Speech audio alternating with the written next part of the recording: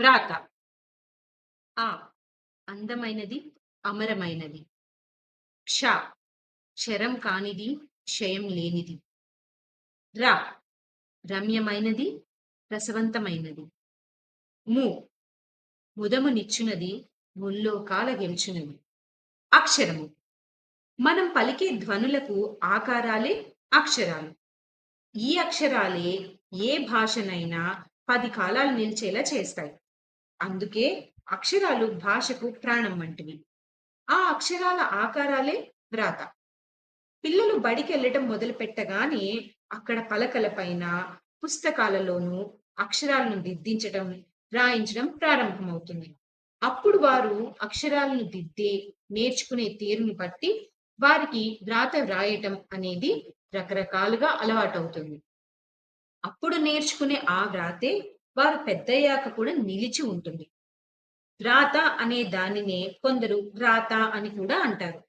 రాతలో అక్షరాలను వంకర టింకరగా, గజిబిజిగా, ఒకే పదంలోని ఒక అక్షరం చిన్నదిగా, మరో అక్షరం పెద్దదిగా, గీతల్లాగా, సున్నాల్లాగా, మరీ చిన్నవిగా, మరీ పెద్దవిగా, పడుకోబెట్టినట్టుగా రకరకాలుగా రాస్తుంటారు.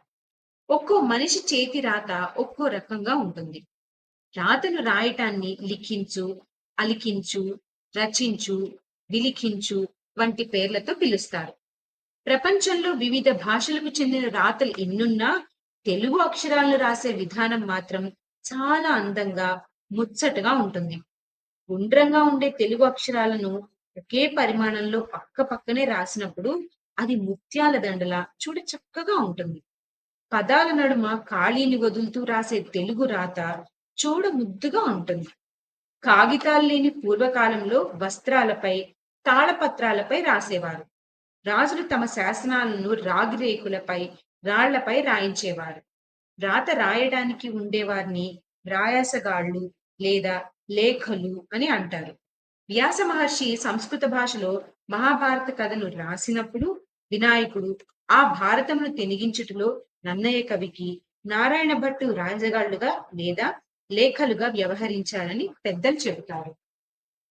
ఈనాడు కూడా పోలీస్ స్టేషన్‌లో, న్యాయస్థానాల్లోనూ, ప్రభుత్వ కార్యాలయాల్లోనూ లేదా వ్రాయాసగాళ్ళు లేదా లేఖకులు ఉంటారు. వారిని ఆంగ్ల భాషలో రైటర్స్, స్క్రిప్ట్స్ అని అంటారు. వారు దరఖాస్తులను, న్యాయమూర్చి ఇచ్చే తీర్పులను, దస్తావేజులను రాస్తారు. ఇప్పుడంటే సెల్ ఫోన్స్, కంప్యూటర్స్, ఫ్యాక్స్ ద్వారా వార్తలను, సందేశాలను, ఉత్తరాలను, కుశల ప్రశ్నలను పంపిస్తున్నారు. కానీ ఒకప్పుడు ఉత్తరాలే వాటన్నిటిని మోసుకెళ్ళేవి. అంతేకాదు, ఆ ఉత్తరాల్లో మనసులోని భావాలకు, మధురమైన ఊహలకు, కుశల ప్రశ్నలకు ఆత్మీయత, స్నేహము అనే పరిమళాలను అద్ది అక్షర శిల్పాలతో అంటే రమణీయమైన చేతి రాతతో నింపేవారు. మనసు దోచుకునే అలాంటి ఉత్తరాలు సుందరమైన చేతిరాతతో ఉంటే ఎవ్వరైనా సరే పదిలంగా ఆ ఉత్తరాలను దాచుకునేవారు. మరలా మరలా చదువుకుంటూ ఉత్సాహాన్ని, ప్రేరణను పొందేవారు. మరి ఈ రోజుల్లో ఆ అనుభూతి అందుకోలేనిదే కదా! దస్తూరిని బట్టి అంటే చేతి రాత విధానాన్ని బట్టి ఒక మనిషి స్వభావాన్ని, ప్రవర్తనను తెలుసుకోవచ్చని శాస్త్రజ్ఞులు చెప్తున్నారు. అలా చేతి రాతను బట్టి మనిషి గురించి తెలిపే ఆ శాస్త్రాన్ని గ్రాఫాలజీ అని అంటారు. అర్థం కాని, చదవలేని చేతి రాతను చాలా మంది ఇది బ్రహ్మరాతలా ఉంది అని, ఈ అక్షరాలు కోడి గీతల్లా ఉన్నాయి అని అనటం మనం వింటూ ఉంటాం.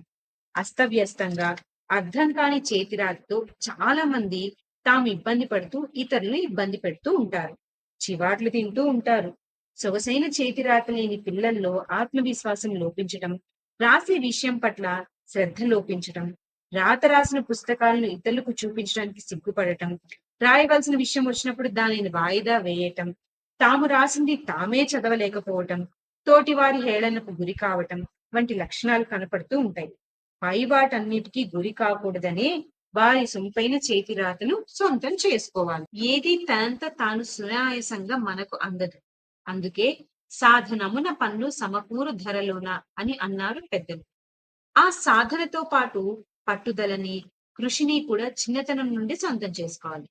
ఇంత ముఖ్యమైన చేతి రాతను అభి, రాయి, లిపి, పాదసు, వ్రాయసము, అక్షర వ్యాసము, లేఖనము అనే పేర్లతో కూడా పిలుస్తారు.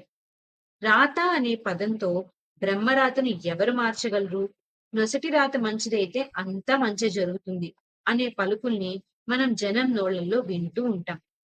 రాత గురించి రాత దైవమండ్రు, రాత రాజ్యమేలు, రాత రానివాడు కోతకరణం వంటి సామెతలు, మూడాకుల రైక మీద మూల్తం పోత వంటి పొడుపు కథలు ఉన్నాయి. పిల్లలు, మరి మీరు చిన్నతనం నుండే మంచి దస్తూర్ని అలవాటు చేసుకుంటారు కదూ!